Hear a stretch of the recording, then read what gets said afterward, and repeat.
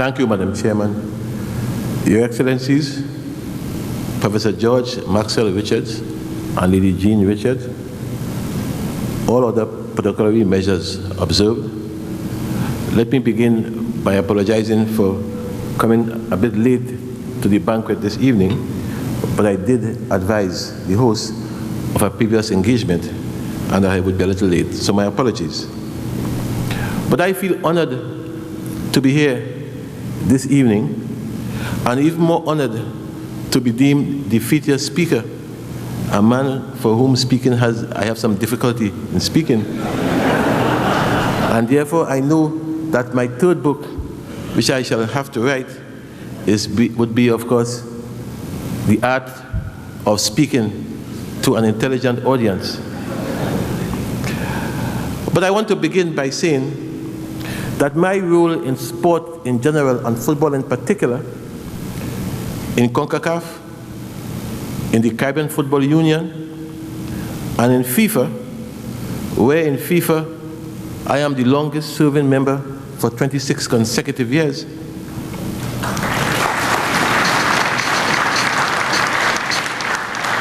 gives me some kind of ability to look at sport in the Caribbean in general, and in some ways cricket in particular.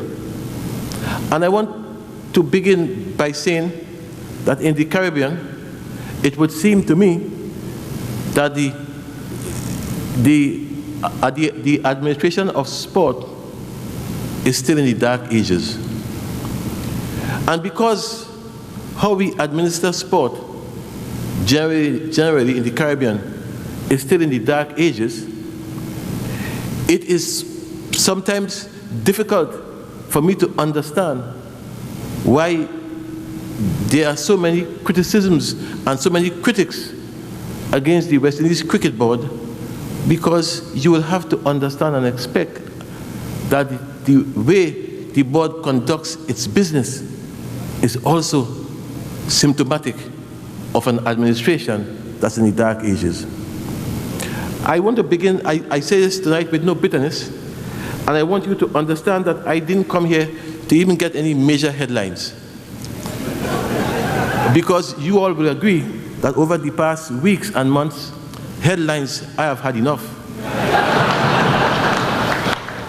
But the truth is, if we have to understand where we are in cricket, and if we have to understand where we want to be, we have to be candid with ourselves, we have to be objective, we have to have a thick skin, and we have to learn to accept criticism as it is. And therefore I say to you this evening that the administration of West Indies cricket is ancient, to the point of being atavistic.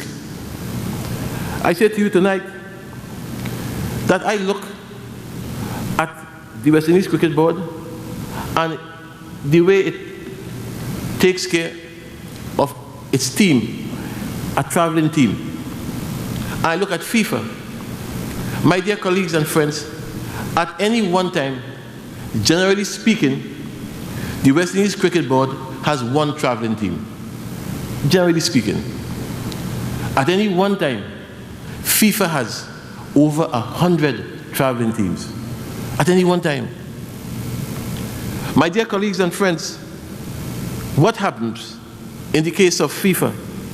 In the case of FIFA, the teams know months in advance where they are going, against whom they are playing, who the referees are, the times of the match. The teams know well in advance who shall meet them at the airport, in which hotels they shall be staying, what practice grounds they shall use, who shall be their liaison officers, and the list goes on and on and on. Over 100 teams traveling at the same time. In the case of West Indies cricket, I am advised that sometimes it's difficult for the West Indian teams to know or to see or to have a desk at the airport on arrival that would tell them, to guide them where they are going and what they have to do. It's difficult, I'm told, for them to even have their plane tickets arriving in time in some cases. It's difficult for them to know in advance, well in advance, hotel information, where they are staying, so they can tell their wives or their spouses, their children, where they are staying. It's difficult at times for them to even have proper documentation, visas and so on, I'm told, and a host of other arrangements for one team. One team. And I'm saying, therefore, that why is it so easy for FIFA and so difficult for the West Indian Cricket Board? I recall, my dear colleagues and friends, that there were some West Indian players who had to join the West Indian team in South Africa for the second phase of the South African tour. And that team, those players arrived in South Africa with no one to meet them, no one to greet them, because no one knew that they were coming. That is wrong. I know of instances of players traveling, I said before, without proper documentation to get into some countries, with the resultant embarrassment and the long wait at the airport and the multiplicity of phone calls being made to get them into the country. I'm aware of those things. My football colleagues tell me, particularly those in India and South Africa.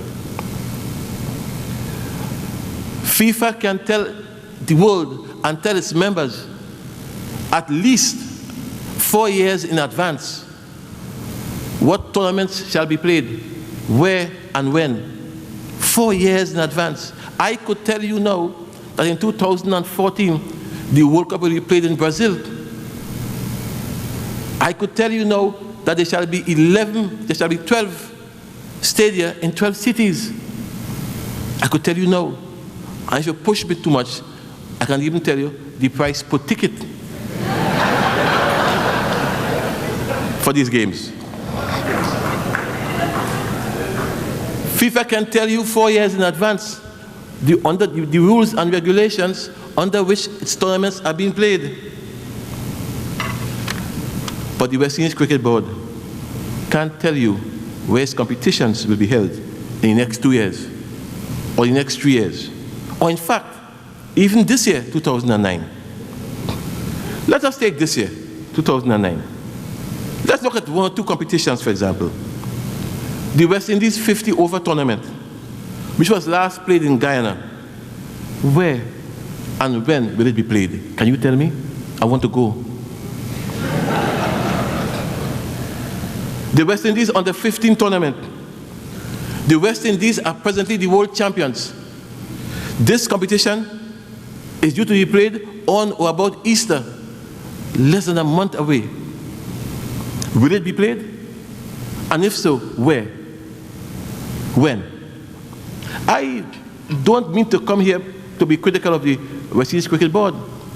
I merely want to show you, of course, these shortcomings, which by no way are God-made. They are man-made. And they can be corrected by man. I have read and I have heard several cricket experts criticizing the board for its inefficiency. And I, of course, many of them have even called me and said, "Jack, boy, take over West Indies cricket now." And I say, "But why it is